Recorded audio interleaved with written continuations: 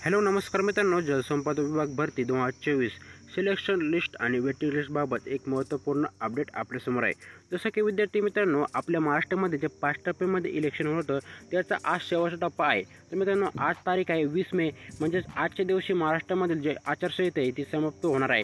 तर मित्रांनो, आता तुम्ही एक आशा करू शकता किंवा 21 किंवा 22 तारखेला आपला जलसंपदा विभागाच्या सिलेक्शन लिस्ट आणि वेटिंग लिस्ट ह्या 100% जाहीर होऊ शकतात। कारण की मित्रांनो, 21 किंवा 22 तारखेला जर तुमचं सिलेक्शन लिस्ट आणि वेटिंग लिस्ट जर जाहीर झालं नाही तर मित्रांनो, उरतात शेवटचे फक्त 10 ते 12 दिवस। त्यानंतर 4 जूनला लोकसभेचा निवडणुकीचा रिझल्ट आहे मित्रांनो। त्यामुळे महाराष्ट्राचे WRD मिनिस्टर देवेंद्र फडणवीस यांनी सुद्धा सांगितले की आता जलसंपदा विभागाच्या सिलेक्शन लिस्ट आणि वेटिंग लिस्टला जास्त उशीर होणार नाही। येथे 2 ते 3 दिवसात तुमचा रिझल्ट हा लागणार आहे। त्यामुळे मित्रांनो, आता तुम्हाला जास्त काही चिंता करायची गरज नाही।